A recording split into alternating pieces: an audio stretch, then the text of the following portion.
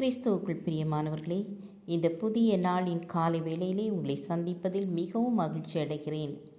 இன்றைய தினம் நாம் தியானிக்க இருக்கிற வசனம் ஏசாயா தீர்க்கதரிசியின் புத்தகம் 53ஆம் அதிகாரம் 11ஆம் வசனம். அவர் தமது ஆத்தும வருத்தத்தின் பலனை கண்டு திருப்தியாவார். என் தாசனாகிய நீதிபரர் தம்மை பற்றும் அறிவினால் அநேகரை நீதிமான்களாக்குவார். அவர்களுடைய அக்கிரமங்களை தாமே சுமந்து கொள்வார். அவன் ஒரு பெரிய நாட்டின் மன்னன். ஒரு நாள் இரவு மன்னனின் காதில் ஒரு பூச்சி நுழைந்து விட்டது. காதில் இருந்த பூச்சி எடுக்க மன்னனை சேர்ந்தவர்கள் படாத பாடுபட்டார்கள். அவர்கள் முயற்சி எதுவும் பலிக்கவில்லை. மன்னனின் பிரச்சனையை தீர்த்து வைப்பவர்களுக்கு பிரம்மாண்டமான பரிசுகள் அறிவிக்கப்பட்டன. எங்கிருந்தெல்லாமோ வைத்தியர்கள் வந்தார்கள்.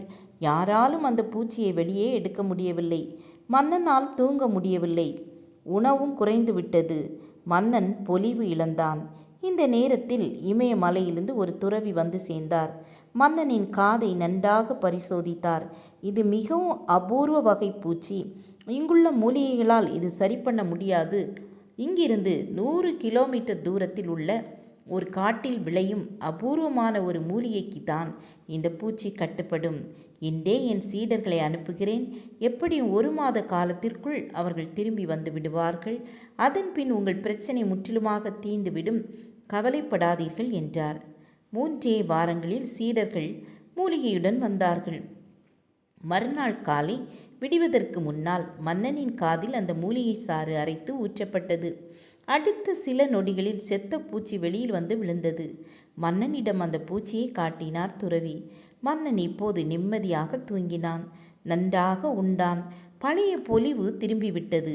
அவருக்கும் அவருடைய சீடர்களுக்கும் உரிய மரியாதை செய்து அனுப்பி வைத்தான் மன்னன்.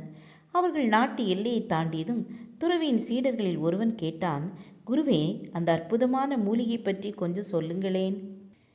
துறவி புன்னகை பூத்தார். பூச்சி அத்தனை நாள் எங்கே இருந்தது என்று நினைக்கிறீர்கள்? மன்னனின் செவிக்குள் அதுதான் இல்லை. மன்னனின் காதிற்குள் பூச்சி போனது உண்மையாக இருந்திருக்கலாம். சிறிது நேரத்திலேயே அது செத்திருக்கும். இல்லை, உடனே வெளியே வந்திருக்கும். அந்த சிறிது நேரத்தில் அது மன்னனின் செவிகளுக்குள் ஒரு குறுகுறுப்பு உணர்வை ஏற்படுத்திவிட்டது. அது மன்னனின் மனதில் ஆழமாக பதிந்து விட்டது. அந்த பூச்சி காதுக்குள் உயிருடன் இருப்பதாகவே மன்னன் நினைத்து கொண்டிருந்தான். குருவே, அதை விளக்கி சொல்லி மன்னனை குணப்படுத்தியிருக்கலாமே. மனோவியாதியை அப்படி எளிதாக குணப்படுத்தி விட முடியாது. பிரச்சனை தீவிரமானது என்று பாசாங்கு செய்தேன். தொலைதூரத்தில் இருந்து மூலிகை வரவேண்டும் என்று பொய் சொன்னேன். அந்த மூலிகை நம் ஊரில் சாதாரணமாக விளையும் செடியின் இலைகள்தான். அதை யாரும் கவனிக்காமல் பார்த்து கொண்டேன்.